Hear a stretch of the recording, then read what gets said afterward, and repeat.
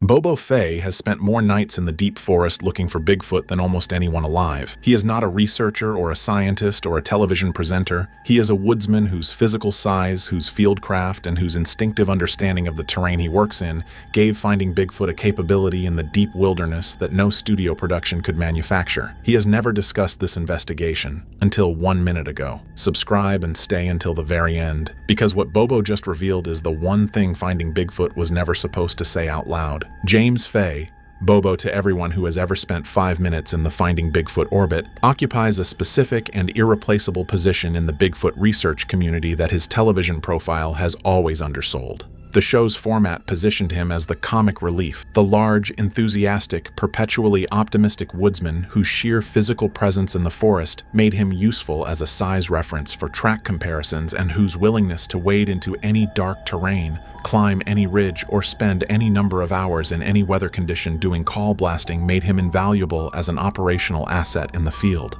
That positioning was accurate as far as it went.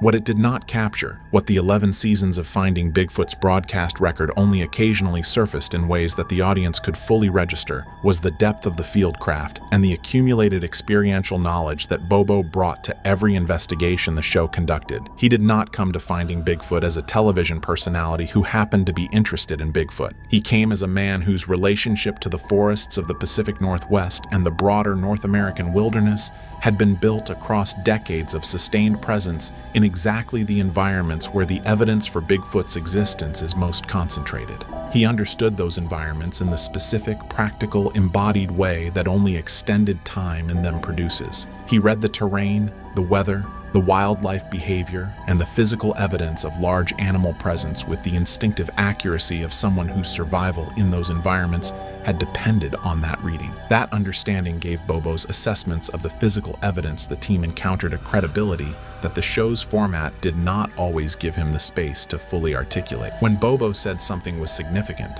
it was because his accumulated experience in comparable terrain had given him a reference framework for what significant looked like and what it did not look like, a distinction that the show's most serious viewers came to rely on his judgment to draw. When he said something was unlike anything he had encountered before, it carried the weight of a man who had encountered a great deal and who understood the difference between the extraordinary and the genuinely anomalous. The investigation he just revealed falls into the second category, not because what the team encountered was more dramatic than the prior season's most intense investigation mode, because it was more final. And Bobo is the person whose decades of fieldwork gave him the framework to understand what that finality meant in terms of what it confirmed about the question the show had been asking across its entire run. The investigation, whose details Bobo just revealed, was not generated by the Finding Bigfoot Productions standard location selection process. It did not emerge from the research team's review of BFRO report databases or from a witness contact who reached out to the show through its official channels. It came from Bobo's own knowledge of the terrain, from years of personal fieldwork in a specific section of the Pacific Northwest that he had been returning to independently of the show's production schedule, because the evidence he kept finding there across those independent visits had been building a picture that the show's investigation deployments had not yet been designed to fully address. Bobo's relationship to this location predated Finding Bigfoot by years. He had first visited the area during an independent research trip that the BFRO had organized in the period before the television production began, and what he had found on that first visit, the track density, the structural evidence, the acoustic activity during a single overnight stay, had produced in him the specific quality of recognition that his years of fieldwork had trained him to distinguish from the ordinary strangeness that the deep forest produces for people who spend enough time in it. This was not ordinary strangeness. The location had been actively producing evidence of a consistent and specific character across every visit Bobo had made to it in the years between that first trip and the investigation whose details he is now revealing. The track evidence at the location showed a distribution pattern consistent with territorial use rather than transient passage, impressions in the soft ground of the creek systems and the forest floor, whose concentration in specific areas of the location indicated regular, repeated use of defined corridors rather than the random distribution that passing wildlife produces. The structural evidence, the tree manipulations, The branch constructions, the specific arrangements of natural materials that Bobo's fieldwork had given him the reference framework to assess, showed a sophistication and a consistency across the location's most active areas that his accumulated experience placed in a category distinct from anything the surrounding wildlife was capable of producing. And the acoustic environment of the location, the specific quality of the sounds the night produced when Bobo had spent overnights there on his independent visits, was something he has described in the limited prior references he has made to the location as the detail that kept bringing him back. The forest at this location sounded different, not frightening, not unusual in the ambient sense of a new environment producing unfamiliar sounds, different in the specific way that a place sounds when something in it is listening. Bobo's account of what he communicated to the Finding Bigfoot team in the period before the investigation was deployed at the location is one of the most significant elements of his reveal, because it establishes the specific expectations the team brought to the investigation and the relationship between those expectations and what the investigation actually produced. He did not build the team's anticipation by describing the location in dramatic terms. Bobo's communication style in the field is practical rather than theatrical. He describes what he has seen and what he has found and what his assessment of those things is, without the performative enthusiasm that the show's broadcast format sometimes wrapped around his contributions. What he communicated to Matt Moneymaker and the rest of the team in the pre-investigation briefing was exactly that, a practical, specific account of what his prior visits to the location had produced and what his assessment of that evidence suggested about the nature of the presence at the location. He told them the location was occupied, not visited, not transited, not the temporary range of a single individual. Occupied in the sense that his understanding of the territorial behavior patterns the prior evidence indicated suggested a resident population whose use of the location was consistent, established, and organized around the specific terrain features that his visits had identified as the focal points of the area's anomalous activity. He told them the physical evidence at those focal points was of a quality he had not encountered at any other location in his years of field research. The combination of track evidence, structural evidence, and biological material whose collection he had been careful not to disturb on his prior visits in the expectation that the right investigation deployment would eventually be organized around the location. He told Cliff Barackman specifically that the track evidence at the creek drainage focal points was going to be the most significant physical documentation opportunity either of them had encountered in their research careers. Cliff's response to that assessment, from a man whose track analysis expertise gave him the specific context to evaluate the claim, was to treat the investigation deployment as the most important the show had yet organized, and he told Renai that the location was going to challenge her framework in a way that none of the prior investigations had challenged it, not because he expected her to abandon her skepticism, he respected her skepticism and always had, but because what the location had been producing across his prior visits was evidence that her methodological framework was going to have to work very hard to account for conventionally. It did not account for it conventionally. What it produced instead is what Bobo's reveal addresses in full. The Finding Bigfoot team arrived at the location in the late afternoon and spent the initial hours of the investigation establishing the baseline documentation that the show's methodology required before any active investigation session could be conducted. Bobo guided the baseline survey with the specific knowledge of the location's geography that his prior visits had given him, directing the team to the creek drainage focal points where the prior physical evidence had been most concentrated, positioning the monitoring equipment at the approach corridors whose activity levels his previous overnight stays had established as highest, and identifying the specific areas of the location where the structural evidence from his prior visits remained visible as contextual documentation for what the baseline survey was establishing. What the team found during the baseline survey exceeded what Bobo's prior account had led them to anticipate, not in its general character, which was consistent with his description, but in its freshness. The physical evidence at the focal points was recent. The track impressions in the creek drainage soil whose condition Cliff Barackman assessed with the forensic precision his track analysis career had developed indicated activity within the prior 24 to 48 hours. The structural evidence at the primary focal point, the branch constructions and tree manipulations that Bobo had documented on his prior visits, had been added to and reorganized since his most recent independent visit, indicating ongoing use of the site in the period between visits. And the biological material visible at the primary nest structure was fresh enough that Ranai's field biology assessment placed its deposition within a day of the team's arrival. The location had been actively used within the prior 24 hours. Whatever was using it had been there the day before the team arrived and was not far away now. The baseline survey was still in progress when the first acoustic event occurred. Not a distant vocalization heard at the edge of audible range,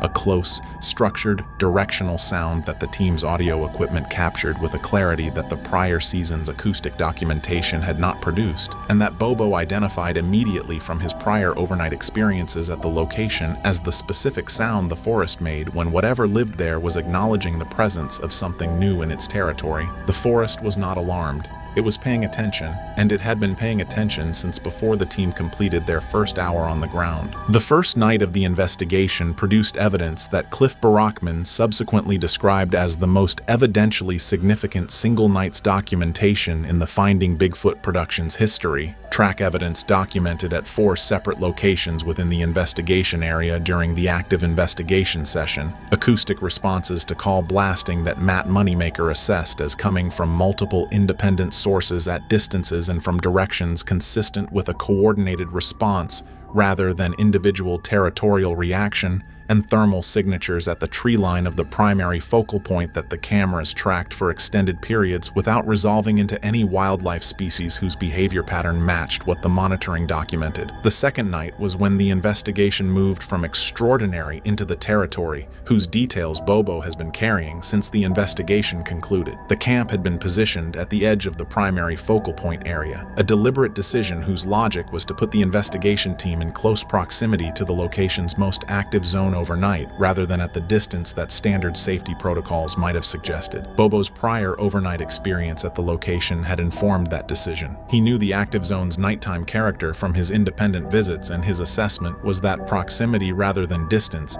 was the approach that would produce the most significant documentation. What he had not anticipated, what his prior overnight experience at the location had not produced, and therefore had not given him the experiential basis to predict, was the specific development that the second night generated at the camp position. Something approached the camp, not at the tree line, not at the outer boundary of the thermal camera's coverage range, not at the ambiguous middle distance that the prior season's most dramatic night investigation moments had typically occupied. Something approached to within a distance that Bobo's account characterizes with the specific precision of a man who has spent enough nights in the deep forest to calibrate proximity accurately. Close enough that the distinction between an organism choosing to approach and an organism that had decided the camp's position within its territory required direct assessment was not a distinction that needed to be drawn theoretically. Close enough that the sound of its movement through the undergrowth at the camp's edge was audible without equipment, and close enough that what the thermal cameras documented when their coverage captured it at that proximity is what the rest of Bobo's reveal addresses,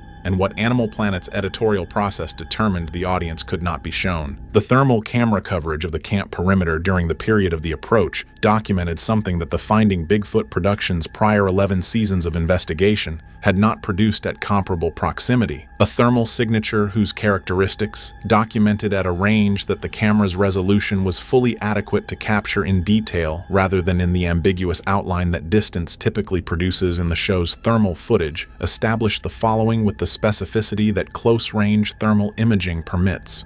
The signature was bipedal, not the intermittent bipedalism of a bear investigating a scent or responding to a disturbance. The sustained, habitual, mechanically efficient bipedalism of a species for whom walking on 2 legs is the primary and natural mode of locomotion. The gait pattern visible in the thermal footage across the frames that captured the approach to the camp perimeter was analyzed by Bobo in real time with the practical biomechanical reference framework his years of close observation of large primate locomotion in field conditions had built, and his real-time assessment was that what the camera was showing him was bipedal locomotion of a quality and a fluency that no known North American species other than a human being produces. It was not a human being. The thermal signature's dimensions, the shoulder width, The overall body mass, as indicated by the heat signature's size, the limb proportions visible in the camera's resolution at that range, placed it outside the human size range in a manner whose clarity the proximity of the documentation did not permit to be ambiguous. Bobo's account of reviewing the thermal footage in real time on the monitoring screen during the approach is the element of his reveal that communicates most directly what the experience of that night produced in a man whose decades of fieldwork had given him the most extensive experiential reference framework in the team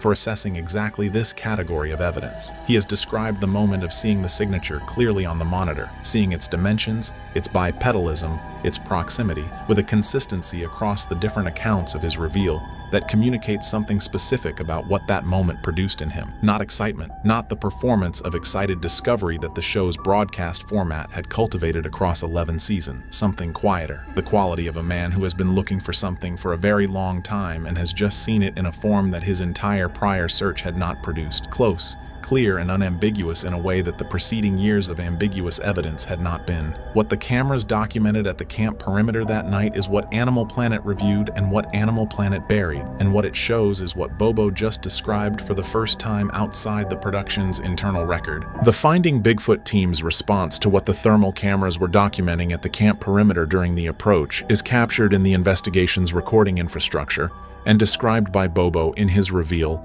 with the plainness that his communication style has always applied to significant field events, not dramatized, not amplified, just described in the specific terms that make clear what happened and what each team member's response to it was. The team was together at the monitoring position when the approach occurred. They were not distributed across the investigation area in the deployment configuration that the active investigation sessions used. They had returned to the camp position for a scheduled equipment check and were reviewing the monitoring feeds together when the signature appeared in the perimeter camera coverage. All four of them saw it simultaneously. Bobo's account of what each team member's response was in the moment the signature resolved on the monitor is one of the most humanly significant elements of his reveal, because the specific quality of each response communicates something about what the signature's close-range clarity produced in people with different relationships to the evidence that Bigfoot research produces. Matt Moneymaker went quiet in a way that Bobo describes as unlike his typical response to significant evidence, not the organized, analytically engaged quiet of a researcher processing a finding, but the specific silence of a man whose entire professional life has been organized around the pursuit of exactly what the monitor was showing him, confronting it at last in a form that his professional framework was not fully adequate to process.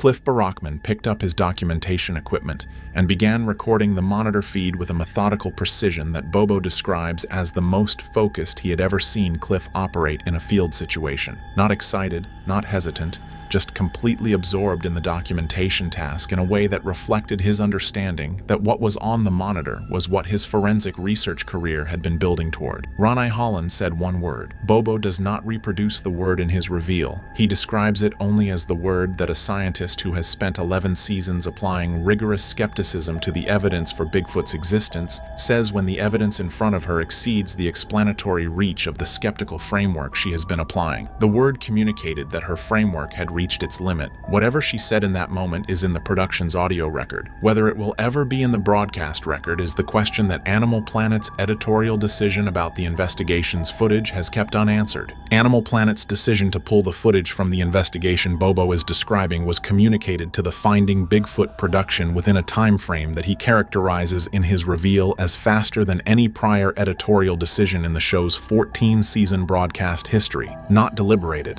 not subjected to the extended review process that content decisions of comparable significance typically require in the operational rhythm of a cable television network. Made quickly, communicated clearly, and implemented with a totality that reflected institutional certainty rather than editorial consideration. Bobo's account of how the decision was communicated to the team is one of the most revealing elements of the entire disclosure, because the manner of the communication told the team as much about the nature of the decision as the decision itself. It did not come with an editorial justification. Networks that pull content for ordinary content management reasons provide explanations. The evidence is too ambiguous for the show's evidentiary standard. The footage raises legal concerns about the location's owner. The content exceeds exceeds the network's programming parameters for its audience. The communication about the investigation footage provided none of those conventional justifications. It provided an instruction. The footage was not to be broadcast. The investigation was not to be referenced. The production was to proceed with its schedule as though the investigation had not occurred. Bobo's response to that instruction,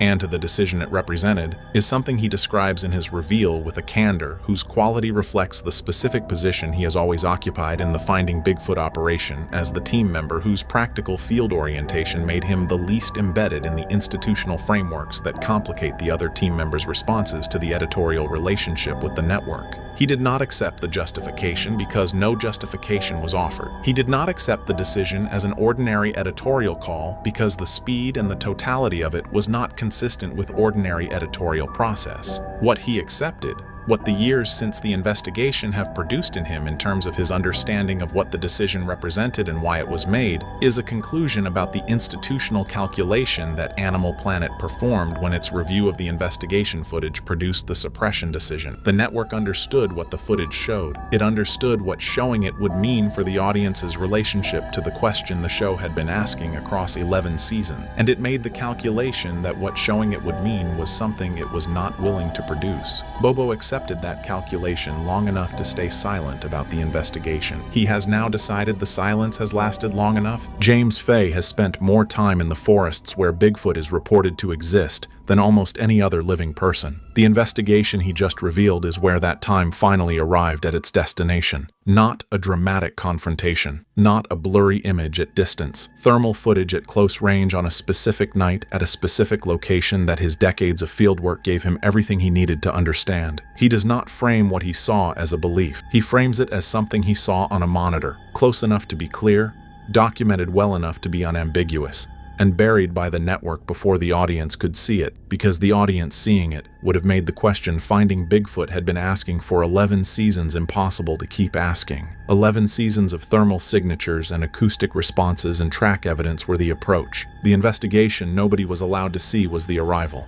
Animal Planet made sure the audience never got there. Bobo just took them there anyway, in the plainest terms he knows, the way he has always done everything in those forests, without performance, without doubt, and without any more silence about what he saw. Something unprecedented just happened. Cliff Barackman, one of the most respected, level-headed researchers from Finding Bigfoot, has finally broken his silence. In a sudden live stream, Cliff confirmed that a secret episode from Season 5 was pulled, wiped, and buried by an unknown organization only minutes after filming wrapped. According to him, it contained the most disturbing physical evidence of a hominid species ever captured. But cameras weren't the only things erased. Field notes, thermal files, and even crew memories were targeted. Before we begin, subscribe, because what Cliff reveals could unravel everything we thought we knew about the woods. When Finding Bigfoot entered its 5th production cycle, nothing seemed unusual. In fact, fans were excited. The show teased a high-risk lockdown at a watershed in Washington state, deep inside forest acreage so remote that even Google Earth blurred sections of terrain. Internally, the crew referred to it as Cascade Creek, and according to Cliff Barackman, this was supposed to be their most important investigation yet. Early scouting revealed strange tree breaks, unnatural humidity pockets, and claw marks with opposing curvature, like something grabbed the bark with 2 thumbs. Production scheduled 3 nights of filming, but after day 1, the tone on set shifted. Crew reported tension in the air, like static pressure before lightning.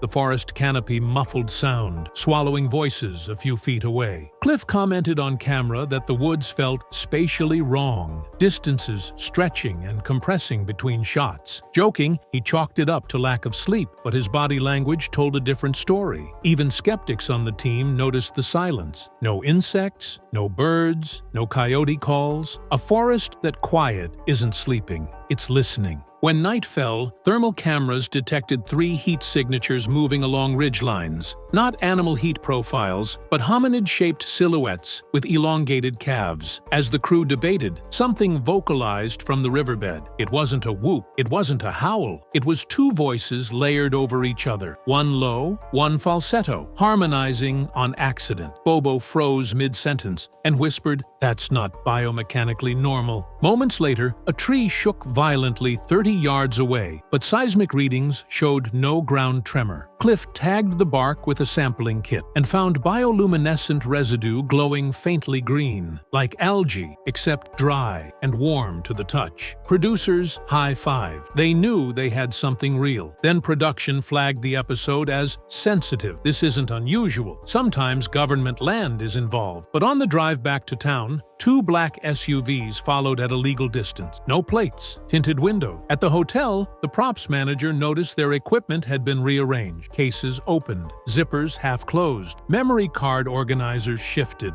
Cliff joked on camera, either the cleaning staff is curious or we're not alone anymore. That line was cut from every promo. And the next morning, the network's internal schedule listing the episode simply disappeared. Not delayed, deleted. The second night began like any other investigation. Camera calibration, mic levels, perimeter sweeps. But the forest still hadn't woken up. No wind pushed the canopy. No insect song threaded the branches. It was as if sound itself refused to cross that tree line. Cliff noted in his log, almost whispering, "Silence this thick usually means apex predation." But of what? Around 12:41 a.m., the crew captured their first full-bodied vocalization. At first, it resembled a territorial primate call, low, chesty, resonant. But halfway through the howl, a second voice layered beneath it, vibrating at a slightly different pitch. It wasn't echo, it wasn't harmonics. Audio analysis later showed 2 independent vocal folds. No known North American animal can do that. As the noise rippled across the valley, Bobo stiffened. He'd spent decades hearing Bigfoot whoops, distant knocks, deep bellows. But this sound carried something he said he'd never heard before. Volition, purpose. "That thing knew where we were," he muttered, voice tight. Minutes later, something slammed into a spruce tree 40 yards away. Not from the trunk, but from the midpoint, 15 feet up. The impact was so violent that bark exploded outward. Cliff swung his flashlight toward the branches, capturing a glimpse of something climbing sideways along the interior limbs. Not hand over hand like a monkey, more like a centipede, but human-sized, moving in sudden, silent bursts. Thermal cams flickered. The silhouette vanished, but the heat trace remained suspended in the air for 3 seconds, like a body that had been there longer than physics allowed. Then the mimicry began. From deeper within the watershed came laughter. Cliff's laughter. The exact laugh he'd given earlier that day while joking about misidentifying scat. Same rhythm, same pitch, same hesitating stutter, but the second repetition dragged oddly long. Vowels stretched like elastic. Someone learning to imitate human joy. The crew froze. Seconds later, Cliff's voice echoed from 2 different directions at once. "Hey guys, over here!" But Cliff hadn't spoken. Jay raised his parabolic mic and caught whispers traveling between treetops, not at ground level. They rode the canopy like radio transmission. When slowed down in post, the whispers formed broken sentences. Observe, harvest, adapt.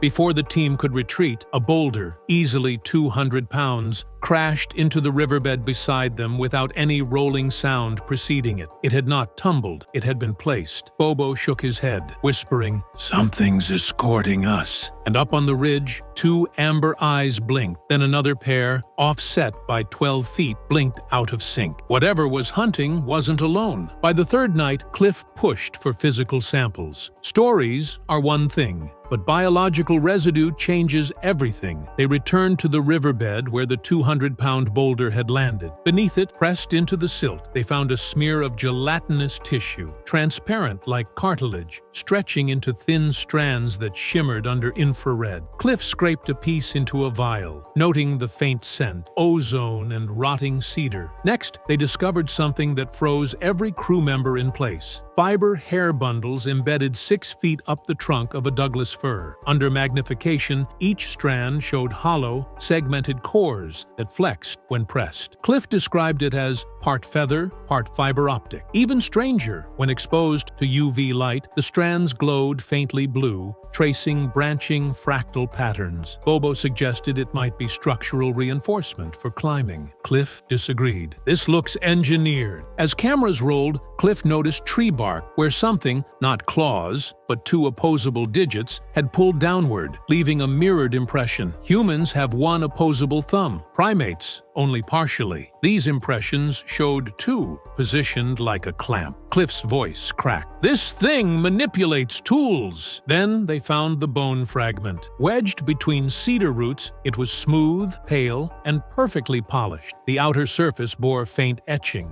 like microscopic grooves manufactured for mechanical stress relief. When Cliff tapped it lightly, it resonated at a specific frequency, like a tuning fork. Jay's thermal camera showed the fragment was warmer than the soil around it, despite lying buried. Things escalated further when the parabolic mic detected movement signatures circling them, triangulated footsteps synchronized around their perimeter. Something moved in formation. Predator wolves don't do that. Primates don't either. Suddenly, the audio spiked. A shrill, metallic shriek vibrated the earbuds and knocked Bobo to his knees. The waveform wasn't organic. It bore the digital compression pattern of something recording and replaying itself back. Cliff's screen displayed packet loss artifacts, as if someone's phone was being intercepted. That's when Billy shouted. 20 yards ahead, half buried in the moss, he found knuckle padding. Thick, rubber-like cartilage discs fused to bone, worn smooth, as though something walked on its fists. The size indicated a weight between 400 to 500 pounds, but with zero heel pressure, suggesting it distributed its mass unnaturally, almost like someone trying to imitate quadrupedalism. Cliff bagged every sample, adrenaline buzzing. He whispered, "This isn't folklore. This species is mid-transition." The forest answered by knocking 3 times, then a fourth, shifted slightly off rhythm, like an echo trying to become original. Moments later, the trees went silent. The investigation was no longer about Bigfoot. It had become evidence collection, and something in the woods realized it had been caught. The air changed first. Cliff would later describe it as barometric compression, like a storm collapsing inward instead of rolling in from a distance. Jay's boom mic crackled with static, then went dead. That shouldn't happen in open woodland. Radio equipment started cross-talking without input, fragments of their own earlier sentences whispering back through the earpieces out of order. The forest was playing conversation like shuffled audio cards. At 1:13 a.m., the first resonance event hit. It began as a low vibration in the soil, barely felt, just enough to rattle the vents on the camera housing. But then, the resonance traveled up the tree trunks, hundreds of them, causing needles to tremble in unison, not rustling in wind, vibrating, harmonic. Every trunk oscillated at the same frequency, as if responding to a tuning fork. The sound triggered nausea. Jay vomited behind a stump. Bobo shouted for distance. Cliff checked his GPS. The screen pulsed, coordinates dissolving into repeating digits. 33.33 divided by 33.33. That's not a location. That's a loop. When the resonance stopped, the silence felt worse, like the woods were holding breath. Then came the knock sequence. 3 knocks to their left. A pause. 2 knocks behind them. A pause. 1 knock above from the canopy. It wasn't random. It was positional mapping, triangulation. Something was tracking them using sound. Thermal picked up a heat signature crouched on the underside of a branch. Spider-like, arms pointed downward, legs bowed unnaturally. But when Cliff blinked, the signature split into 2, then 3, as if the image were being mirrored imperfectly. The copies wavered like smoke. The parabolic mic finally stabilized long enough to catch breath patterns, rhythmic but mismatched. 1 exhalation late, like something learning how lungs work. Bobo, voice cracking. "It's practicing!" Something heavy crashed 10 yards away. The crew moved to flank, but the crash repeated from the opposite direction. Identical amplitude, identical waveform. Jay realized both sounds were recordings. Something was copying environmental events and replaying them like bait. The real crash flash came a moment later, right behind the cameraman. It snapped a sapling clean in half. The camera tumbled, landing lens up. For 3 seconds, it caught the silhouette of a figure hovering just beneath a branch, knees clenched to its chest, balancing without effort. Then its head turned, too slowly, too deliberately, to look directly into the lens. The eyes didn't glow. They reflected, not light, Cliff's own face, mirrored faintly across the cornea. The team bolted. Cameras swung wildly. Branches didn't crack under their pursuer's weight. It followed like gravity had less claim on it. Halfway to the vehicles, they heard a voice ahead. "Guys, wait up!" Cliff stopped. It was Bobo's voice, but Bobo was right beside him. The woods erupted with overlapping versions of that sentence. 6, then 8, then dozens, pitched differently, pacing differently, learning tonal inflection. It wasn't chasing them, it was sizing them. When they finally broke into the clearing, all the trees behind them stopped vibrating at once, as if the forest had just closed its eyes. By the time the crew reached the motel, everyone was silent in that shaken, wide-eyed way survivors get. But Cliff couldn't shake the feeling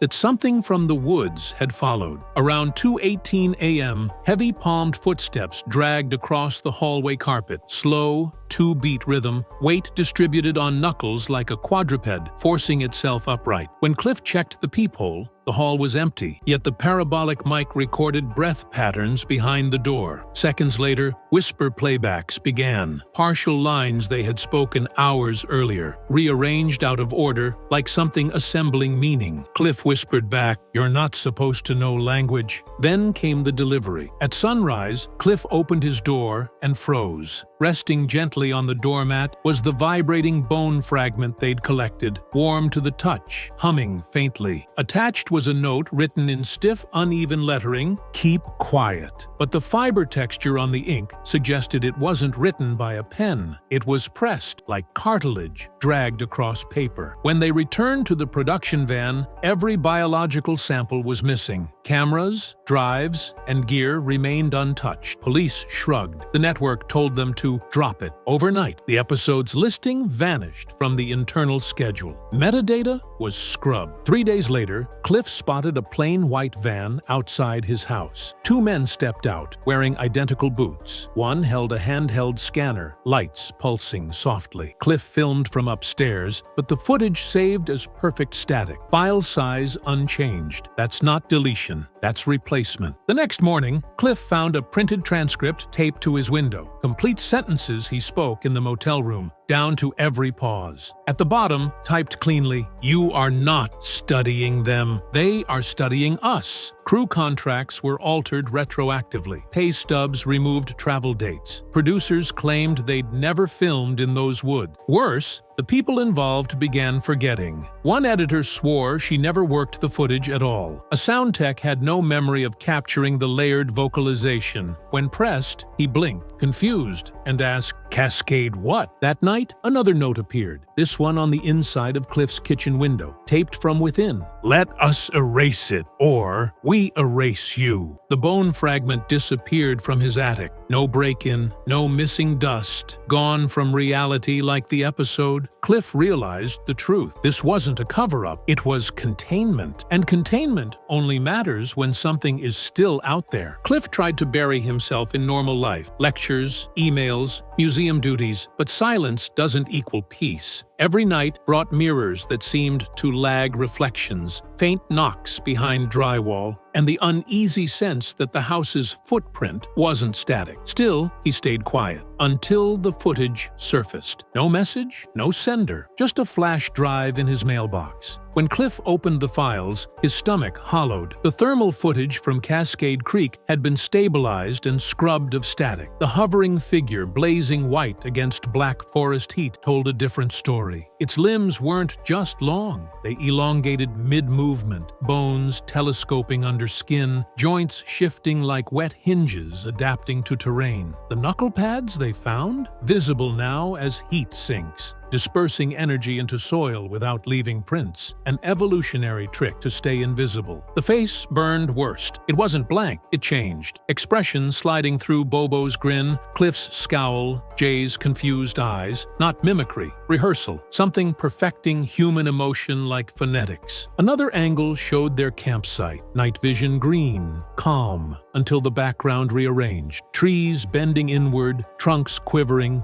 branches folding into shapes like rib cages. It wasn't moving through the forest was helping it. A third clip, audio waveforms peaking at identical intervals across multiple microphones, not one creature vocalizing. 6. Harmonizing across ridgelines, triangulating echolocations like a sonar grid, territorial, coordinated, military. Last, a thermal drone shot, 6 signatures arranged surgically around the watershed, evenly spaced, a containment ring, not predators, sentinels, protecting something deeper. Cliff's house lights flickered, then headlights washed across his front lawn. A black SUV, doors opened quietly. 3 individuals, no insignia, walked to his porch. No masks, no urgency. The oldest spoke calmly through the door. "You've seen enough to understand why the episode cannot exist." Cliff asked who they were. Silence. A second voice. "You weren't meant to collect samples. You weren't meant to record patterns. These organisms fall under a federal classification older than your show. Organisms, not cryptids." Humanoid silence stretched thick.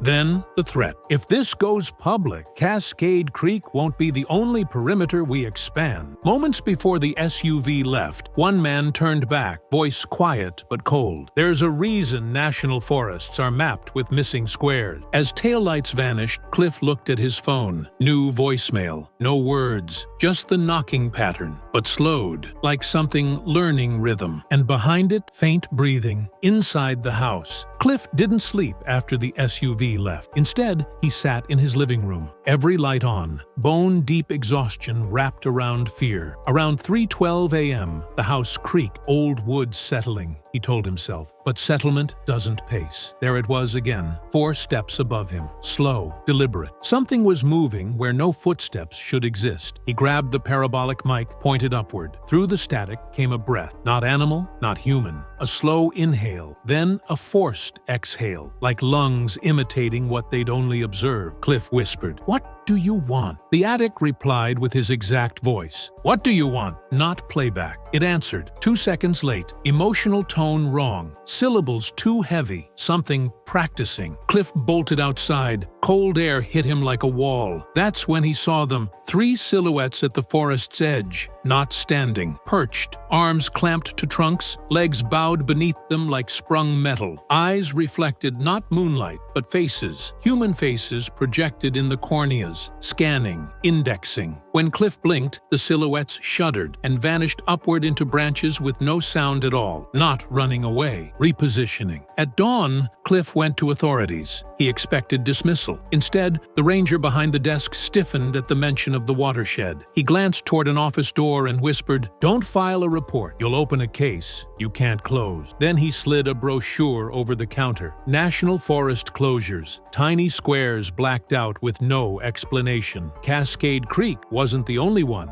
When Cliff returned home, fresh prints, knuckle pads, tracked across the dew on his lawn, perfectly spaced, intentional, leading to his front door, not away from it. His laptop pinged. A new folder had been added. Forest Point 4. Inside it, images of houses, suburban backyards, shot from above, marked with circular patterns in surrounding tree growth, the same fractal geometry found in the glowing residue on the windshield. Those patterns weren't natural, they were territorial claims, and more appeared weekly. Trail cam footage across the Pacific Northwest began glitching in the same looped audio pattern the creatures used. Then reports from Montana, Idaho, Northern California, people hearing their own voices outside windows, knuckles tapping walls, trees vibrating just before dawn. Cascade Creek wasn't a secret episode, it was a starting line. Tonight, Cliff's porch camera triggered again. He checked the feed. Nothing but static, until a faint, distorted whisper cut through, "Let us grow." The final frame flickered and revealed something perched just outside the view, something that had learned how to avoid the lens. Cliff Cliff ended his statement with one sentence: "If forests are expanding silently, ask yourself, who are they expanding for?" He's breaking the news because silence doesn't stop growth. Containment only matters when what's contained is still evolving. And somewhere, right now, a tree trunk just vibrated once, then twice, then a third knock, slightly off rhythm, learning you.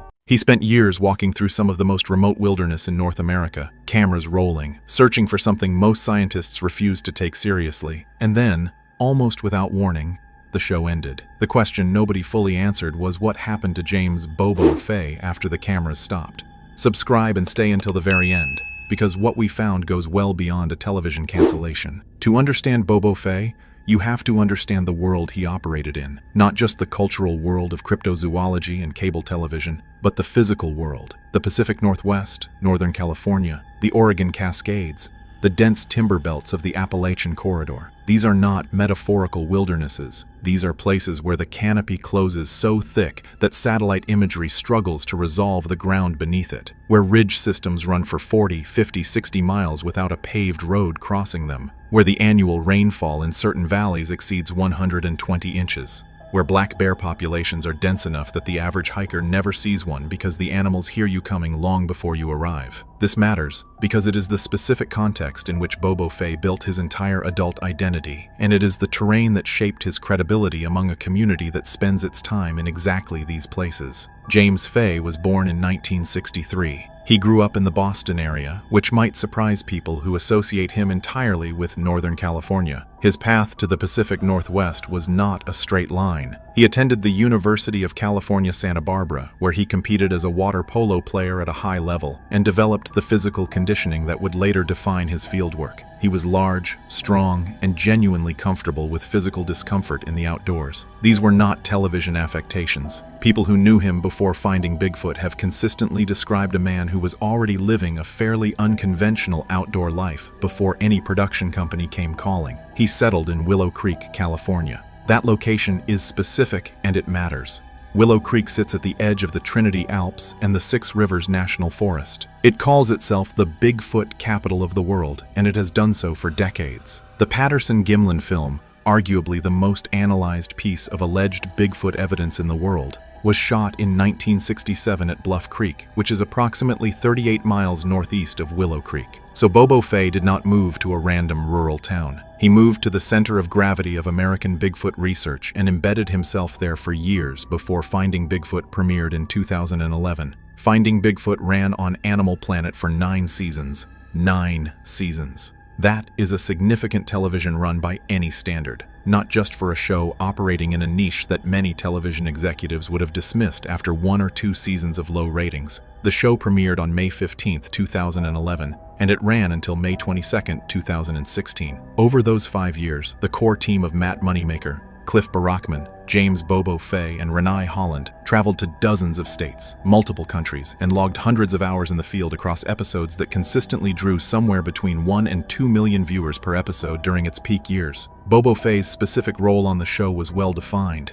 He was the field guy, the one who would wade into the darkest corner of whatever forest they were investigating and stay there. He was the one who would lie down next to a cast footprint to provide scale for the camera, using his own 6'4" frame as the reference point. The show used this technique so consistently that it became almost a signature. A long, wide shot of a forest, a plaster cast in the dirt, and Bobo Fay stretched out beside it to demonstrate just how large the print was relative to a large adult male. It was effective television, and it was also, in its own way, a genuine investigative method. Scale matters in physical evidence analysis. The show ended without a dramatic finale. There was no on-air announcement of cancellation, no special retrospective episode, no reunion.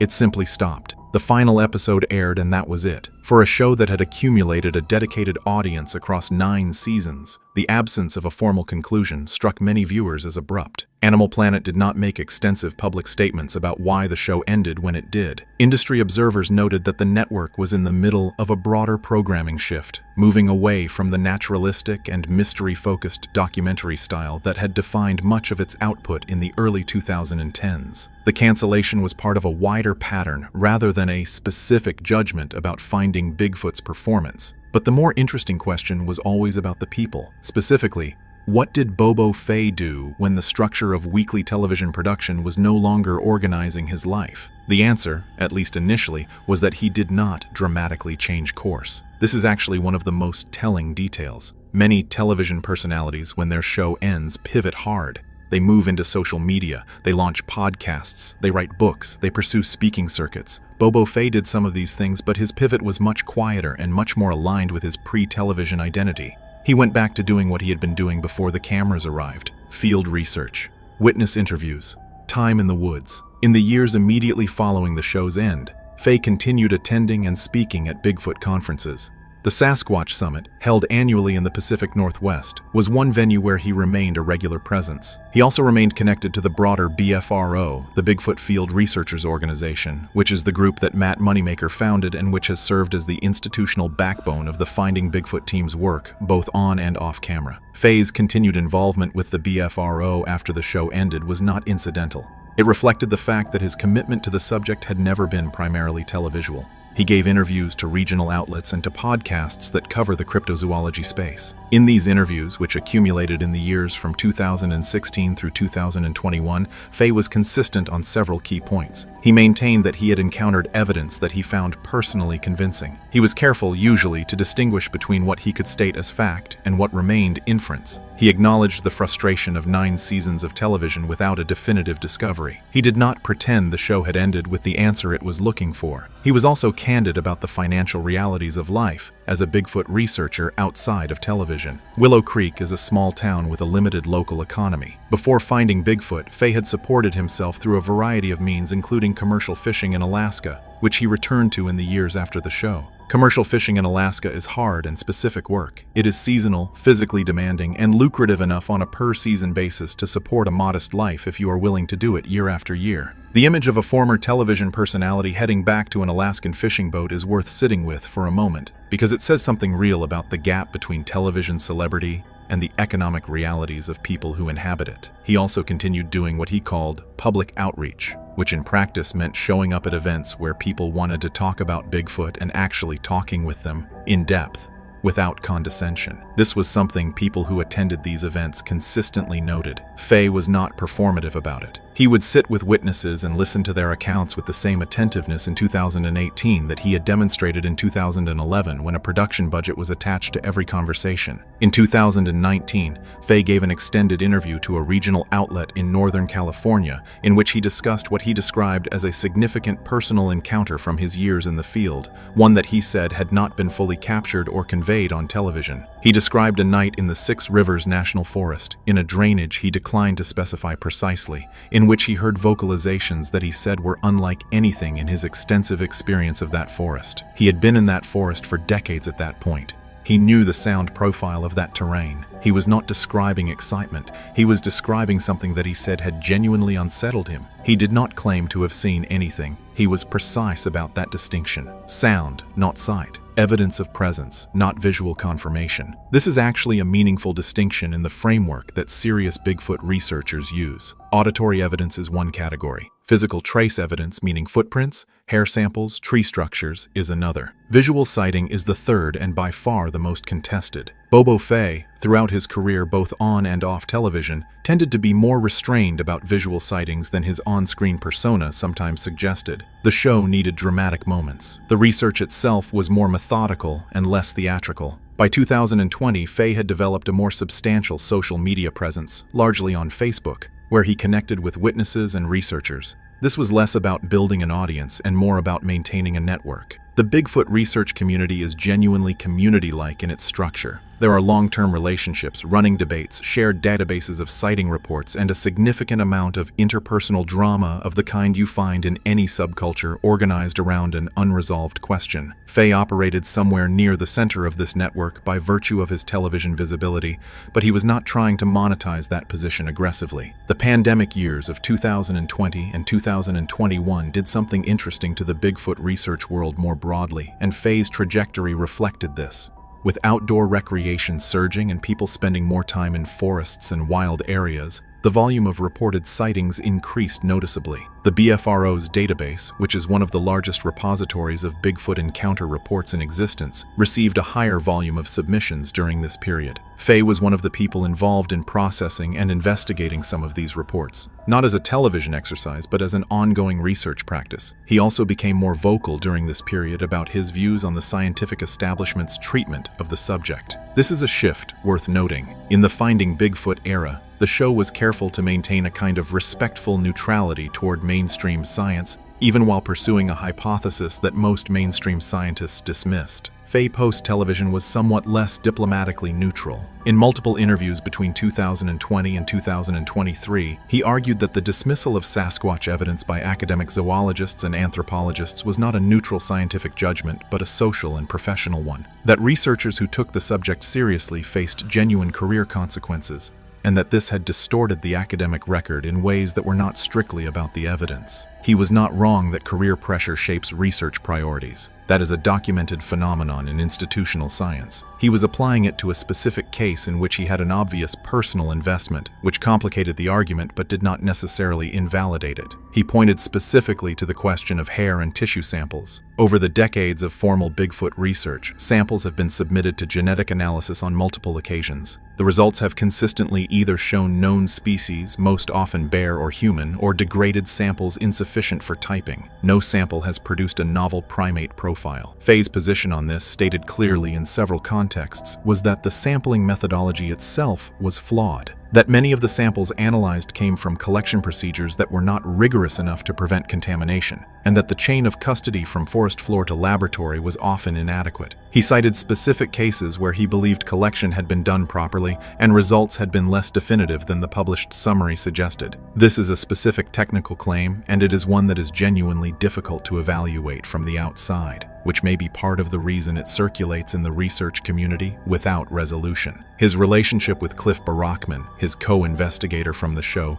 remained visible and apparently warm. Barackman, who operates the North American Bigfoot Center in Boring, Oregon, has continued to be one of the more publicly active figures in the post-Finding Bigfoot landscape. The two appeared together at events periodically, and Barackman spoke positively about Fay in public contexts on multiple occasions. The relationship between the two men was substantively different from the relationship between Fay and Matt Moneymaker, which was more professionally focused, or the relationship between Fay and Ronnie Holland, which was marked on screen by a genuine and recurring philosophical disagreement. Holland, a wildlife biologist, maintained a skeptical position throughout the show's run, and that disagreement was not performative. It was real. Post-show, Holland largely stepped back from the Bigfoot world, which is its own significant data point about what the experience of Finding Bigfoot meant to different members of the team. Fay's public statements about Holland in the post-show period were consistently respectful.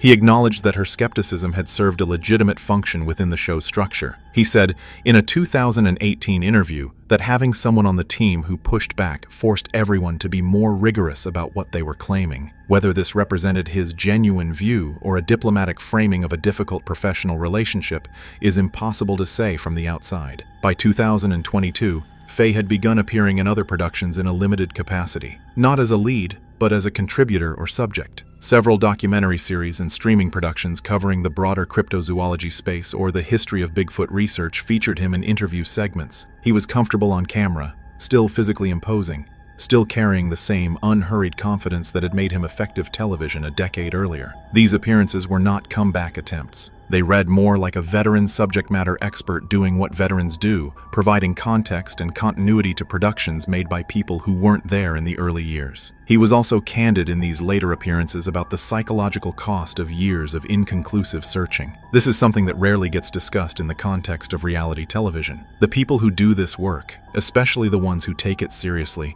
are accumulating experiences that don't resolve. Every expedition that doesn't find definitive proof is a trip into cognitive uncertainty. You hear something, you find something, you experience something that your senses tell you is significant, and then you come home with audio recordings that experts attribute to known species, or plaster casts that may or may not show dermal ridges, or nothing at all. Fay described this experience not with bitterness, but with something that sounded more like acceptance. He said in a 2021 podcast interview that the not knowing was something he had made his peace with over a long time, that the search itself had value regardless of where it ended. Now here is what most of the coverage of Bobo Fay missed, and this is the pivot that matters. The narrative around him after finding Bigfoot tended to frame his continued fieldwork as either admirable dedication or slightly sad persistence, depending on the bias of whoever was writing. Both framings missed something important. Fay's ongoing work was not primarily about proving anything to a skeptical public. It was about building and maintaining a specific kind of community archive. The witness interviews he continued conducting, the expedition reports he continued filing with the BFRO, the mentorship he provided to younger researchers entering the field, all of this represented a sustained and systematic effort to create a documented record of human experience in remote wilderness across decades.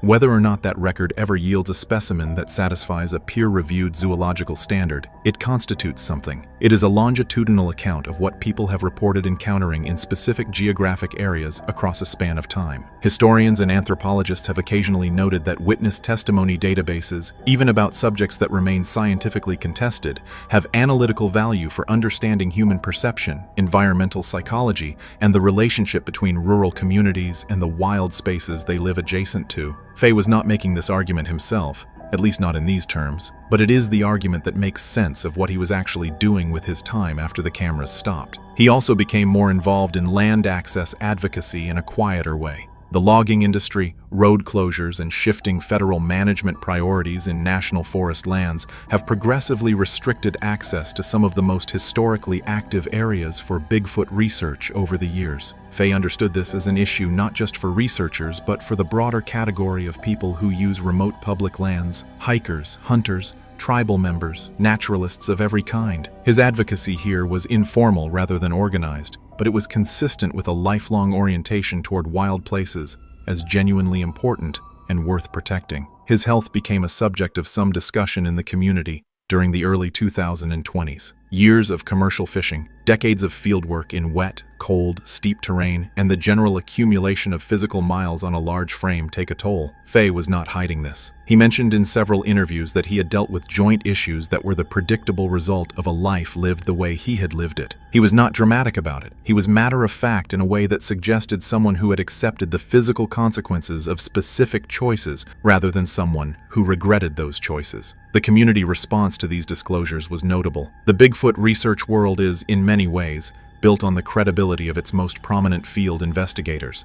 When the person who spent decades in the woods tells you his body is showing the wear of that work, it reinforces the claim that the work was real. This is different from a television personality saying they worked hard. Fay's physical condition was documentation in a way that is specific to people who actually do difficult outdoor work over long periods. By 2023 and into 2024, Fay had developed what could reasonably be described as an elder statesman role within the Bigfoot research community. Not retired, not inactive, but occupying a different position than he had in the height of the television years. He was the person newer researchers sought out for context. He had direct field experience in locations that had been active for decades and that newer investigators were working to understand. He had witnessed the evolution of the technology used in field research, from plaster casting and audio recording to thermal imaging, environmental DNA sampling, and drone-assisted surveys. He had opinions about all of it, usually grounded and specific rather than abstract. He was also one of the people willing to say clearly that 9 seasons of Finding Bigfoot had not produced the evidence the show was looking for. This is a more honest position than the one that some participants in similar investigations adopt,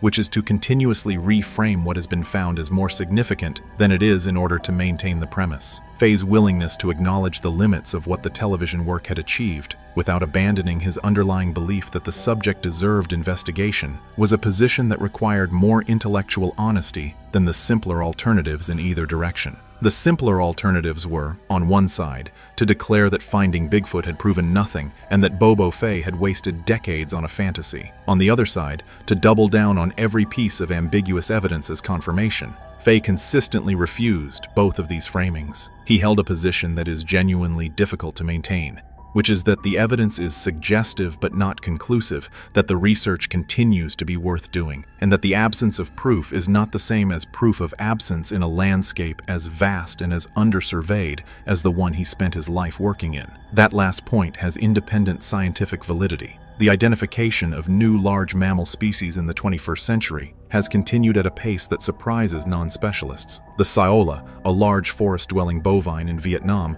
was not known to science until 1992, and even then it took years of fieldwork to document properly. The Tapanuli orangutan, a distinct orangutan species, was not formally described until 2017. These were not small animals in remote oceanic islands. They were large mammals in regions that had been inhabited by humans for millennia. The argument that North America is too well surveyed for a large primate to remain undescribed is weaker than its mainstream acceptance might suggest, especially given how much of the most relevant terrain in the Pacific Northwest and the broader Mountain West is genuinely difficult to survey. Fay made this argument repeatedly, with specific reference to the topography of the areas where sightings were concentrated. He would describe the drainages, the elevation ranges, the seasonal movement patterns that witnesses reported, and layer them against what he knew about the terrain from years of direct experience. It was not the argument of someone looking for a comfortable belief. It was the argument of someone who had spent a significant fraction of his adult life in the specific places being discussed. What is still open, after all of this, is the question that has always been at the center of James Fay's life work. The evidence base for Bigfoot remains what it was: large, anecdotal, geographically distributed, and without a type specimen. No body, no bone fragment, no unambiguous genetic sample. The physical evidence that exists, the footprint casts, the recordings, the blurry photographs and videos, remains genuinely ambiguous. The most charitable interpretation does not close the case. The most skeptical interpretation does not eliminate all of the data points. What the end of Finding Bigfoot did eliminate was the possibility that a cable television production model was going to be the mechanism by which the question was resolved. That was never a realistic mechanism anyway. Field research designed primarily around broadcast schedules and dramatic payoffs is not the methodology that produces rigorous scientific findings. Fay understood this while he was doing it, and he has been clear about it afterward. What remains open is the possibility that the witness testimony database, the improved environmental DNA sampling technology, the increasingly accessible thermal and acoustic sensing equipment, and the continued work of people like Fay who have decades of site-specific knowledge might eventually produce something that forces a different kind of conversation. Not a television conversation, a scientific one. James Fay, as of the time this script was written in mid-2026, remained active in the research community, maintained his connection to the Northern California terrain that had been the center of his fieldwork for decades, and had not abandoned the project that has defined his adult life. He had not found Bigfoot. He had also not stopped looking, and in the specific landscape he operates in, where the forest closes over and the ridgelines run for 50 miles without a road, and where the animal he is searching for has been reported by credible witnesses for over a century, the absence of a final answer is not, at least to him, the same thing as a final answer. That distinction is either the foundation of a life's work or the most expensive self-deception in the history of wildlife research. After everything, that question remains genuinely open.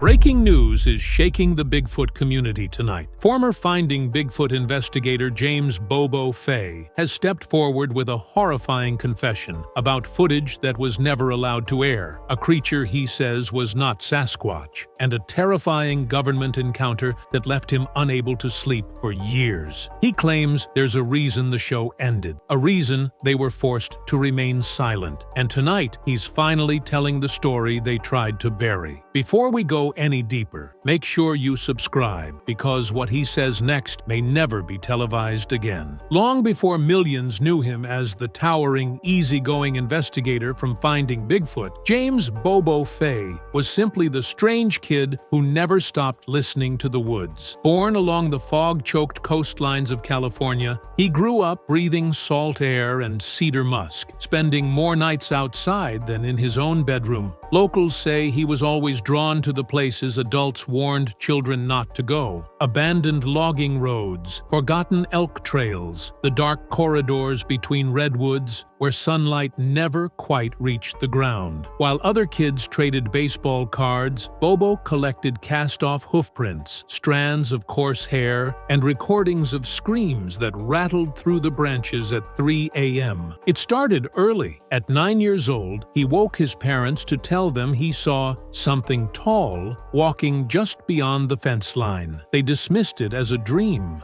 But the next morning, the fence posts were bent inward, like something had pushed its way into their yard instead of out. When Bobo tried to talk about it at school, teachers wrote it off as attention-seeking, but other kids whispered around him, "He saw it too. He's not lying." Their parents focused instead on the teeth marks found on livestock, the trees peeled bare 8 and 9 feet above the ground. Something was prowling the coastline, something huge. By 13, Bobo was volunteering on fishing boats, not because he loved fishing, but because he loved what he heard offshore. Echoes, moans, something knocking wood against rock in patterns that felt intentional. He filled cheap cassettes with those sounds and played them back late at night, staring at the ceiling, trying to decipher rhythms that felt like messages. His parents found the tapes and nearly threw them away, but Bobo begged them to stop. He wasn't just collecting weird noises. He was studying something. He grew into a reputation, not as a troublemaker, but as the one you talk to if you see something you can't explain. Hunters approached him with trembling hands, describing shapes bigger than elk, running silently on 2 legs. Hikers described feeling watched for miles. Some turned around only to see nothing behind them, but branches swayed like something tall had just moved. It didn't scare Bobo, not then. Instead, it fascinated him. He believed he was glimpsing a mystery most ignored.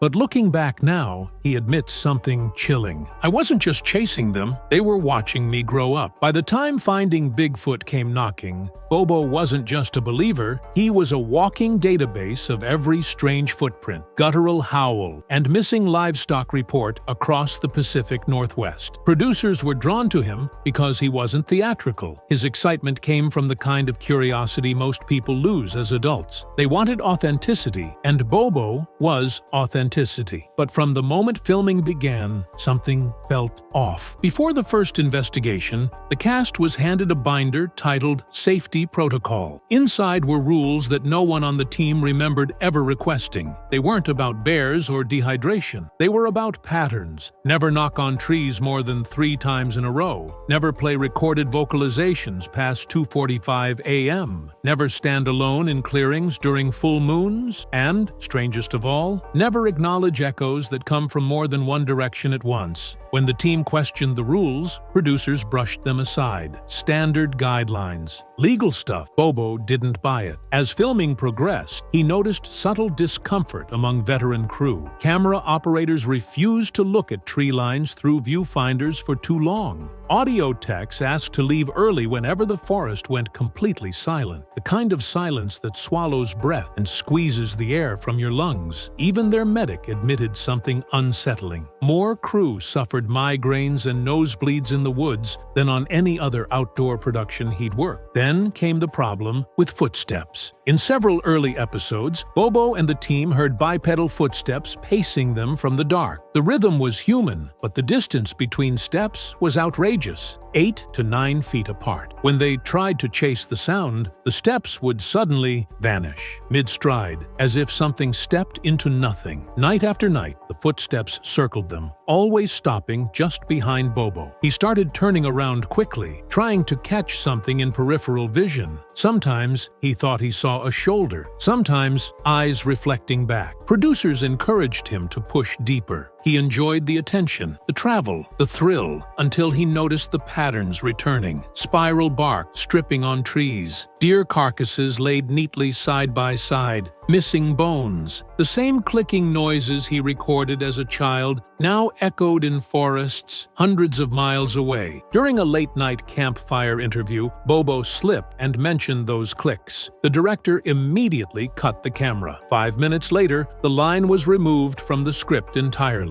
Off camera, a producer leaned in and whispered, "Don't talk about the clicks." Not on television. Bobo didn't understand. Not yet. All he knew was that suddenly he wasn't sure if they were hunting something or if it had been waiting for them to come back. The turning point happened in Washington state, deep inside an overgrown logging road that hadn't seen a truck in 20 years. Locals refused to guide them. One old man at a diner simply said, "Things out there, don't forget faces," and left half his coffee behind. That should have been the first sign to turn around, but it wasn't. The production schedule demanded demanded content, and the crew trudged deeper beneath dripping pines where daylight died early. Their plan was simple: record knocks, mimic suspected calls, and wait. Bobo volunteered to be the one to vocalize. He stepped forward, inhaled, and let out a booming, trademark howl that echoed for miles. The forest answered, not with an animal cry, but with a perfect imitation of his voice, bouncing from 3 different directions at once. The crew froze. Bobo's eyes widened. He tried again, a different pitch. The same mocking reply came back, slightly delayed, like something was studying his vocal cords. The sound technician swore he saw branches sway in the opposite direction of the echo, as if something was circling them silently. Infrared cameras picked up heat signatures, tall shapes, too wide at the shoulders, bending at angles that looked painful. One silhouette crawled vertically up a tree, joints rotating like a spider's legs. The director ordered the team to keep filming. This was gold, but no one felt like celebrating. Then came the whisper. Bobo leaned in. His microphone caught faint syllables just behind his neck, his own voice whispering back to him, "Don't turn around." His body went cold. He spun anyway. Nothing. Just darkness so thick it felt physical. The forest grew quiet. Birds stopped. Wind choked out. And then something started knocking on trees. Slow, rhythmic, and close. Cameras turned, but found no source. The knocks accelerated, circling like a predator tightening a noose. One cameraman vomited from the pressure in his skull. Another began bleeding from the nose. Suddenly, the forest spoke. Rapid clicking, layered with low growls, forming patterns like language. Bobo whispered, "That's not Bigfoot. That's something else." The footage showed their tent shaking from outside that night. Hands, too many joints, too long, pressed against the fabric, feeling their way across the seams. The shadows didn't move like animals. They moved like things that studied anatomy and tried to impersonate it. By morning, trees surrounding their camp were stripped in spirals, and someone, or something, had left bare footprints around Bobo's sleeping mat. Bare, human-shaped, but each foot had 6 toes. That episode never aired, and the network didn't just delete it, they classified it. After the Washington incident, the production changed. Crew members who once joked around the fire now whispered among themselves, eyes darting to tree lines between takes. The medic complained about a new, constant ringing in his ears. The sound operator developed migraines so sharp they sent him to his knees. When producers suggested bringing in replacements, both men refused to leave the show. "They know my voice now," the sound operator muttered. The next filming location was a state forest no longer listed on government maps. When Bobo asked why, a local ranger replied, "Because too many things go missing there." At first he assumed she meant animals,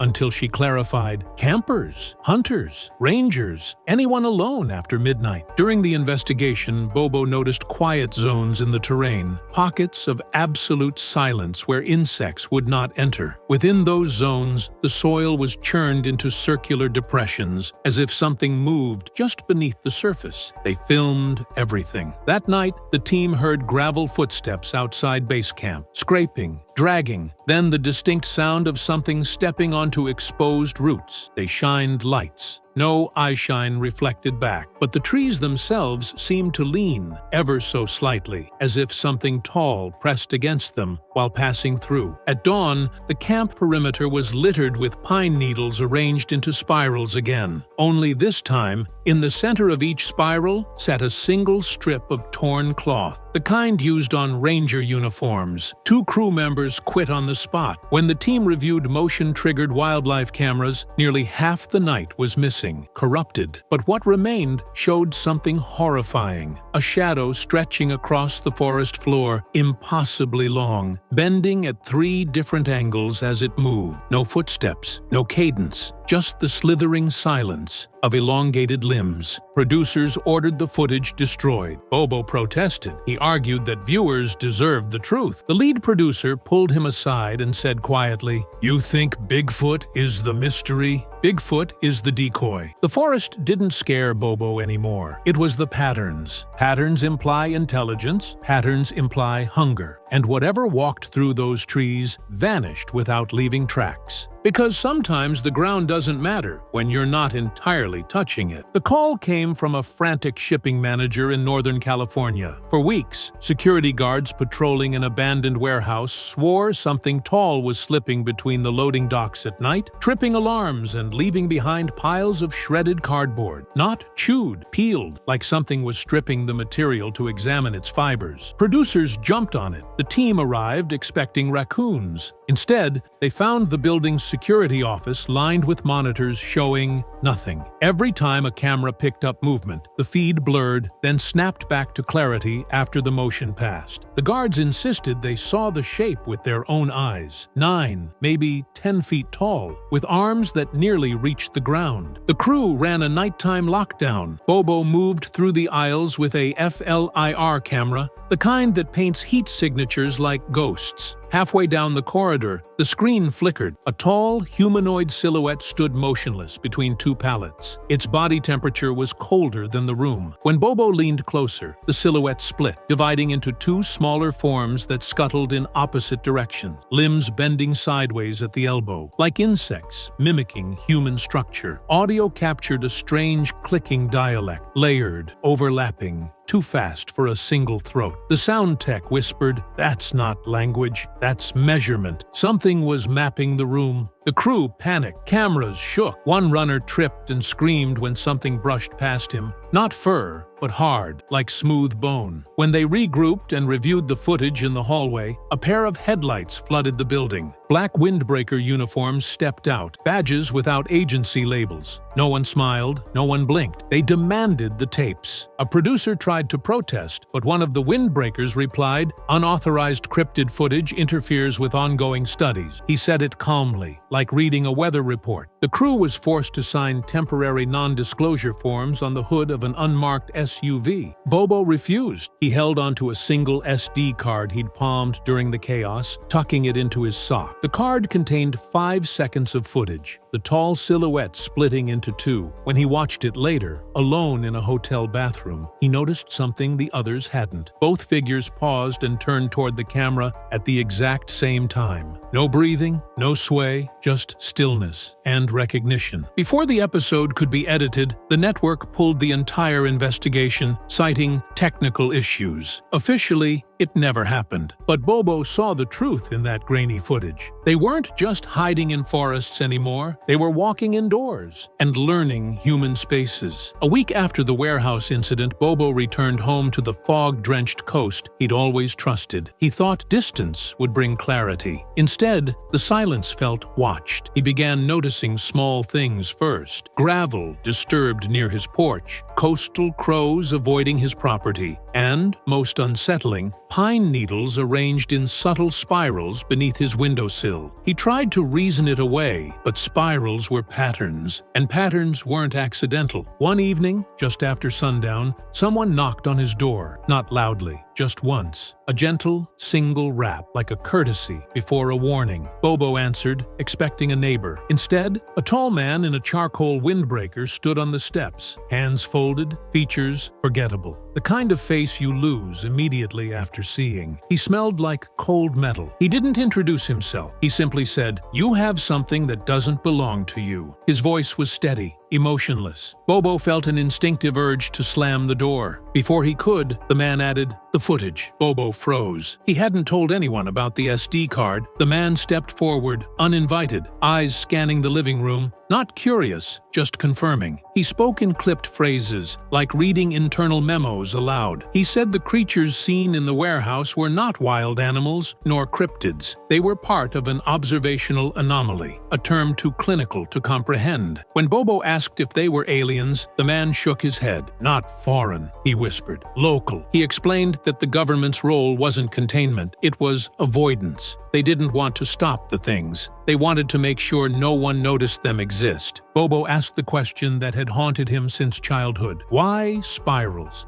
The man paused, eyes tightening, and replied, "Because spirals are how they remember. It's their version of handwriting." Before leaving, he leaned in and spoke softly, almost delicately, as if trying not to agitate the air around them. "Do not vocalize their clicks. You do not know what you're saying back." The man turned to exit, then stopped at the threshold. Without turning around, he added a sentence that made Bobo's chest hollow. "They choose a person. They listen for years. They wait." After the door shut, Bobo felt the house shift, wood settling, or something pressing gently against the siding. For the first time in his life, the woods he loved felt predatory. He burned the SD card that night, but it didn't change anything, because the next morning he found fresh spirals in his driveway gravel. No wind could have arranged them, and embedded perfectly at the center of each spiral was something worse: his own boot print. Despite the warnings, despite the spirals, despite the stranger's voice lingering like static in his ears, Bobo went back. Not with a crew, not with cameras. Just one borrowed thermal scope, and the kind of dread that pushes a man forward instead of stopping him. Crescent Field had been sealed off on paper, but no fencing stopped determined hikers. Within minutes of stepping onto that soil, he realized something had changed. The forest was silent. No insects, no owls, not even wind brushing leaves. A dead stillness, thick enough to taste. The field where his footage was taken now bore markings, wide circular impressions in the dirt, interlocking like gears. It looked like something heavy had stood there, many of them. When he crouched to inspect a depression, his thermal scope glowed bright at the edges. Heat signatures, recent. That's when he saw it. At the far end of the field, a lone tent stood, brand new nylon, bright red, the kind backpackers use, but no campsite surrounded it. No footprints, no smoke, no gear. Just the tent. His pulse thudded. He called out, voice cracking, "You all right in there?"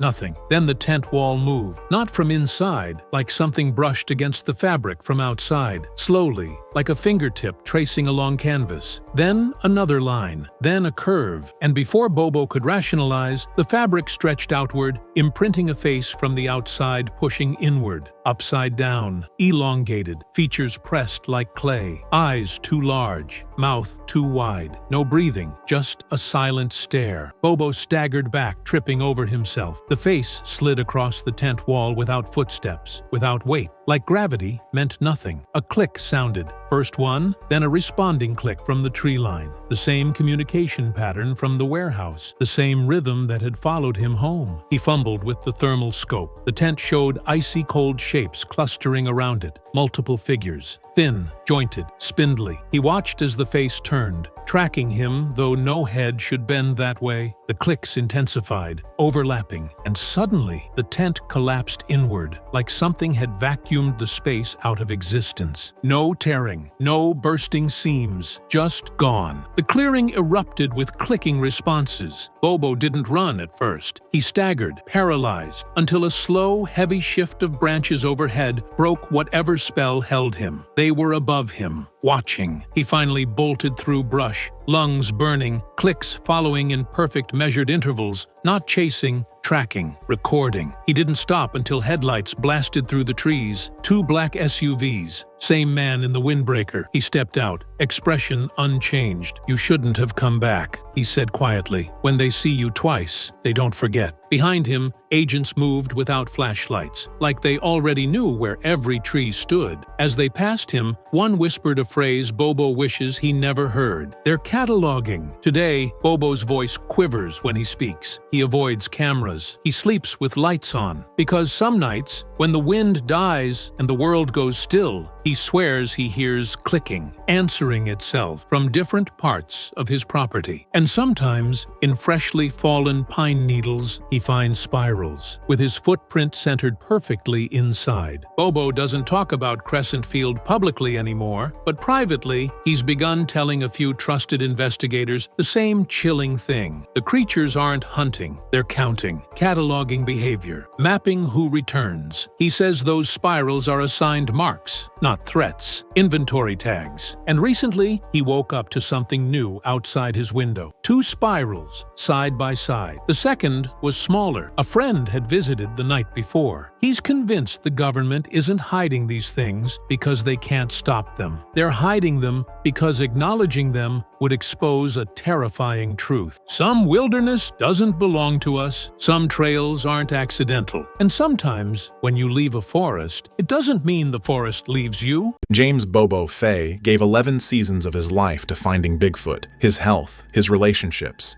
his financial stability, his entire identity. He walked into those forests as a man whose love for the wilderness was the most uncomplicated thing about him, and he came out the other side of 11 seasons as something more complicated and more damaged than the show ever showed. Now at 57, he is starting over. Subscribe and stay until the very end, because what Finding Bigfoot took from Bobo Fay is the story Animal Planet never told. James Fay existed long before Finding Bigfoot turned him into Bobo, the lovable giant of the paranormal television landscape whose combination of physical presence, infectious enthusiasm, and genuine woodsmanship gave the show its most immediately appealing cast member, and whose personality the production's entertainment framework reduced to a character whose depth the format was never equipped to fully represent. Before the cameras arrived, before the nickname became a brand, before the weekly deployments into remote wilderness corridors became the organizing structure of his professional existence, James Fay was a man whose relationship to the natural world had been built across decades of sustained, genuine engagement with the forests of the Pacific Northwest in a way that his television profile consistently undersold, and that the people who knew him before the show have described as the most essential thing about him. He was not a hobbyist. He was not an enthusiast whose weekend forays into the forest had accumulated enough encounters to give him a casual familiarity with Bigfoot evidence. He was someone whose physical presence in the deep forest, whose extended periods of sustained immersion in the specific environments where the evidence for Bigfoot's existence is most concentrated, had produced a relationship to the wilderness that goes beyond what most people in the modern world have the opportunity or the inclination to develop. The Pacific Northwest forest was not a location he visited. It was a place he belonged to in the specific and irreplaceable way that sustained presence in a landscape produces belonging. He read the forest the way people who grew up speaking a language read text, automatically, without conscious translation, with an immediacy of comprehension that people who learned the language later can approximate but never fully replicate. That quality, the quality of genuine belonging to the wild landscape the show was deploying him into, is what made Bobo indispensable to Finding Bigfoot in a way that the entertainment format never fully articulated. And it is the quality whose loss, whose slow erosion across 11 seasons of treating the forest as a production location rather than a place of belonging, is the first chapter of the tragic story that the years since the show ended have continued writing in Bobo Fay's life. Finding Bigfoot asked things of its cast members that the broadcast format's entertainment presentation consistently softened into adventure rather than representing with the physical honesty that the full cost of what the show demanded would have required. The locations were remote in the actual sense, not the manufactured remoteness of production environments designed to look wild while remaining operationally accessible, but the genuine remoteness of wilderness terrain whose physical demands accumulate across a production schedule, whose pace and duration the show's audience never fully registered. Bobo Fay's physical engagement with those locations across 11 seasons was not the engagement of a television presenter moving through a dramatic backdrop. It was the engagement of a large man whose physical dimensions, the size and the mass that made him such an effective visual reference for track comparisons, were assets in terms of the show's investigative presentation and costs in terms of the physical demands that sustained movement through remote wilderness terrain imposes on a body carrying that size across that terrain, across that many years of production. The cumulative physical toll of 11 seasons of Finding Bigfoot on Bobo's body is the chapter of his post-show story that the people closest to him have been most careful about in their public communications, because the specifics of what sustained physical demand across a decade of remote wilderness television production produces in a body are not the kind of details that a person whose public identity was built on physical capability and outdoor vitality finds straightforward to address publicly. What is known from the partial accounts available is that the years of production left physical marks whose persistence into the post-show period has shaped what Bobo's life looks like at 57, in ways that the life of a man who had not spent 11 seasons in those conditions would not have produced. Joints that absorbed a decade of movement through uneven terrain in extreme weather conditions. A body that was deployed into physical situations whose demands were calibrated to the production's dramatic requirements rather than to the sustainable physical management of a person who needed to still be functional when the cameras stopped rolling. The show was not cruel in its physical demands, but it was sustained. And sustained physical demand across 11 years of remote wilderness production at the pace Finding Bigfoot maintained accumulates in ways that a 57-year-old body carries differently than a 46-year-old body carried them when the show began. The paranormal television landscape has never been transparent about what it pays its cast members, and the specific financial arrangements that governed the Finding Bigfoot cast's compensation across the show's 11-season run are not part of the public record in any form that allows a precise accounting of what Bobo Fay earned from the production, whose commercial success made Animal Planet one of the most watched cable networks in its demographic during the show's peak years. What is part of the public record, in the form of the accounts of people familiar with the paranormal television industry's standard compensation structures, and in the form of what Bobo's post-show financial situation has communicated indirectly,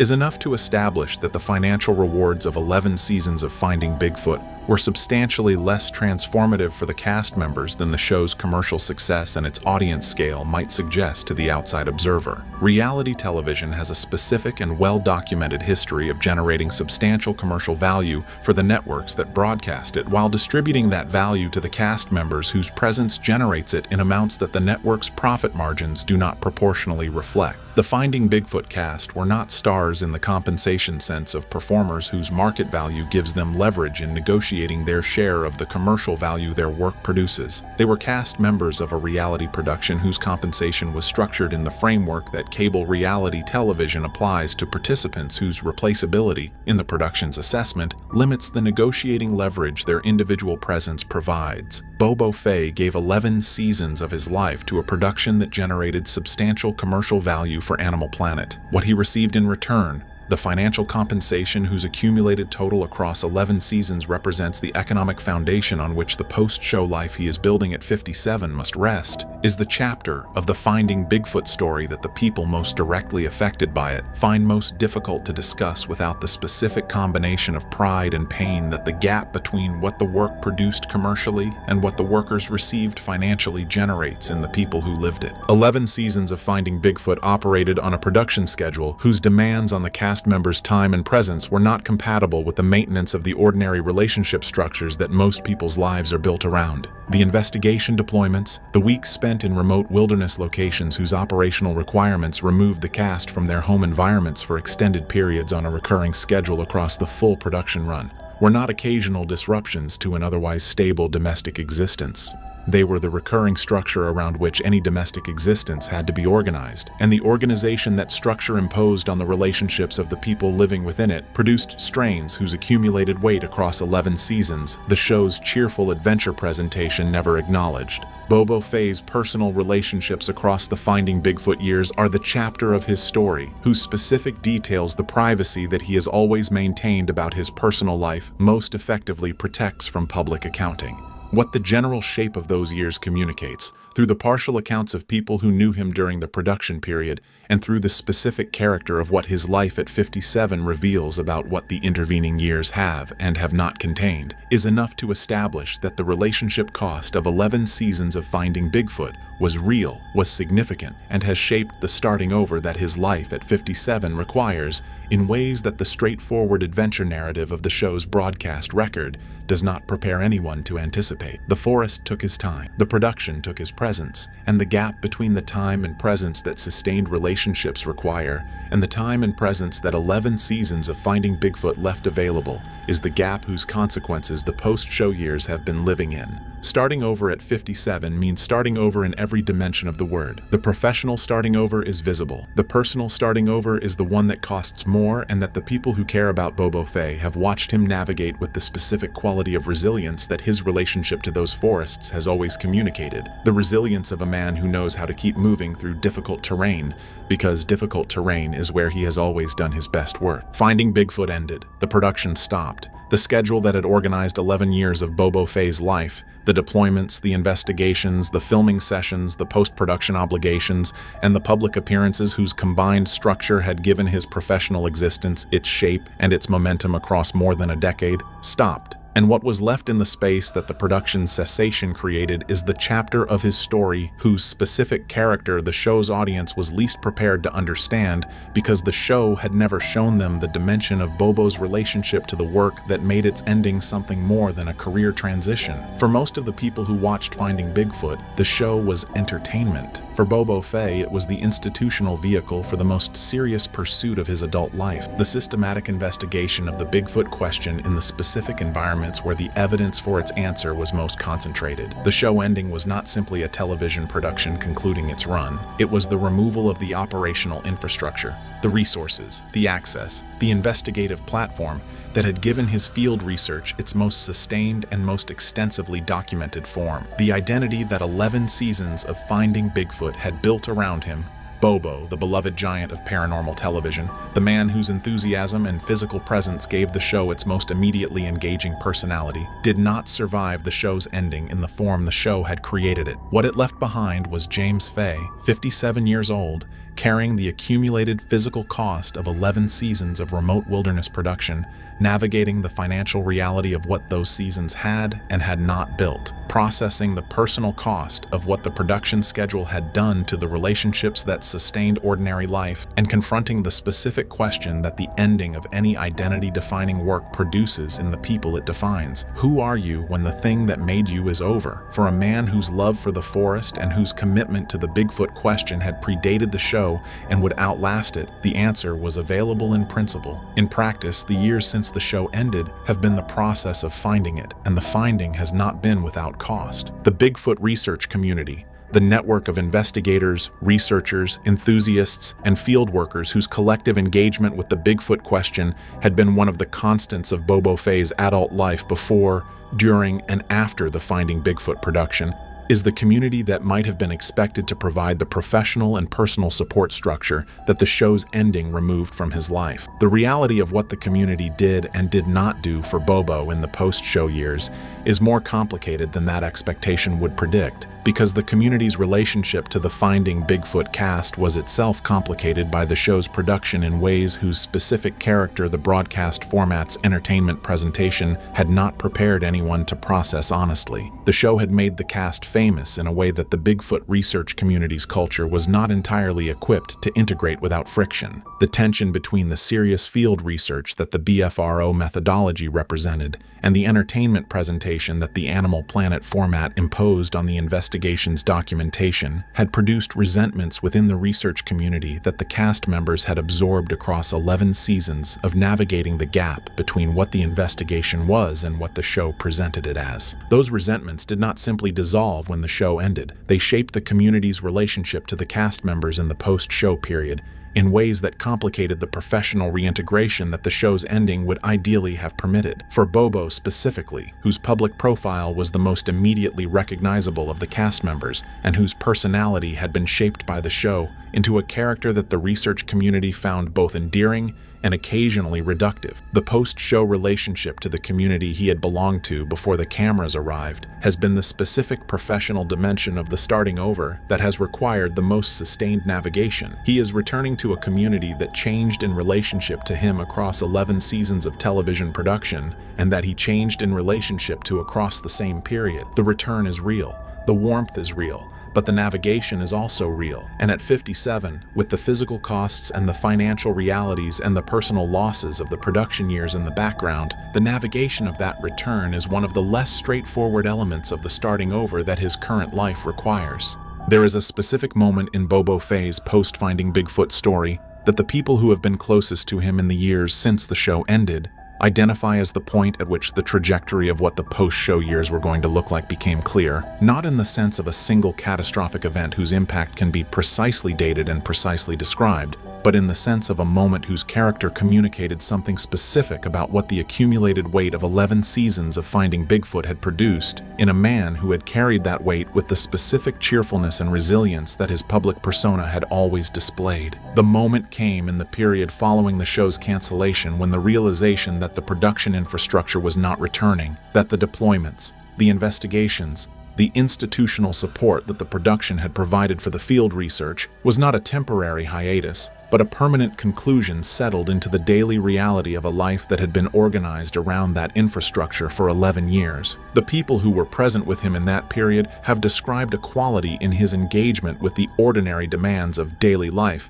that the Bobo of the Finding Bigfoot years had never exhibited, a flatness whose character was not depression in any clinical sense, but something more specific and more poignant. The flatness of a man who had spent 11 years doing the thing he was most suited for in the world, in the environments where his particular combination of skills and knowledge and physical capability was most completely expressed, in the service of the question that had organized his deepest engagement with the natural world, and who found himself, at 50-something, doing something else. The forest was still there. The question was still there. The desire to be in that environment, pursuing that question, was as present in him as it had ever been. What was gone was the institutional vehicle that had given that desire its most sustained and its most extensively resourced expression. And the absence of the vehicle, the specific void left by the removal of the production infrastructure that had organized 11 years of his professional existence, is what the flatness of that period was communicating. He was not lost. He knew exactly where he was, and exactly what he wanted to be doing. He just no longer had the means to do it in the form that had given his life its shape for more than a decade.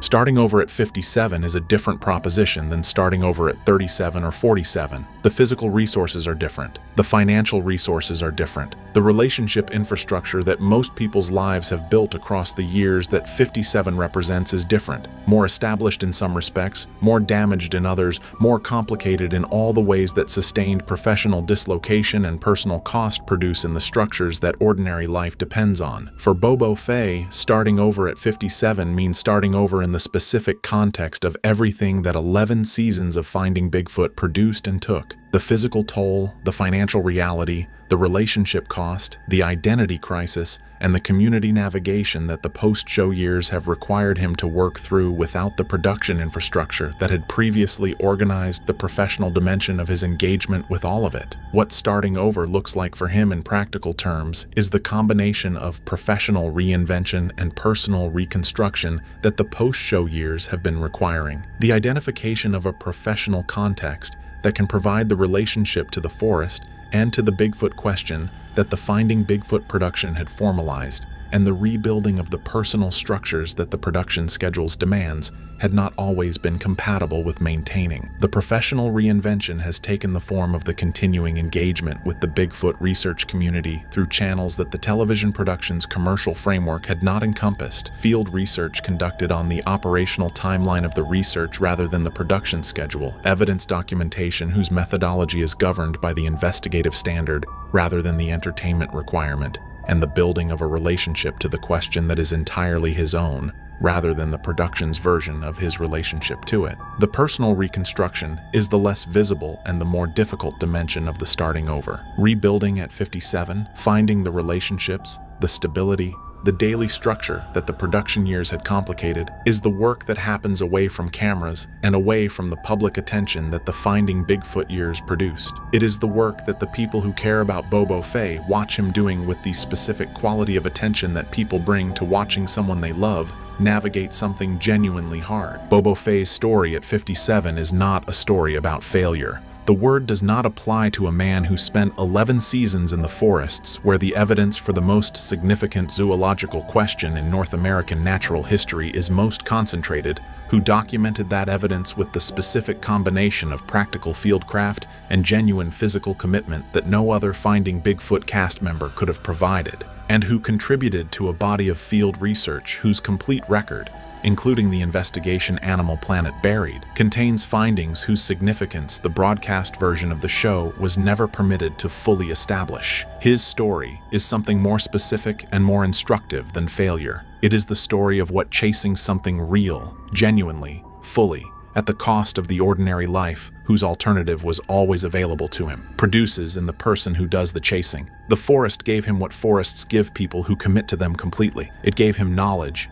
experience, and encounters whose character his decades of accumulated fieldwork gave him the framework to understand in ways that most people who have ever tried to document what lives in those trees never will. What the show and the years and the physical and financial and personal cost of sustaining that commitment have also produced in him is the full accounting that the broadcast format's adventure presentation was never designed to provide. Starting over at 57 is not a tragedy in the sense of a story without resolution. It is a tragedy in the older sense, a story about a person whose genuine greatness and genuine commitment to something real produced consequences whose weight is proportional to the commitment rather than to any failure of character or judgment.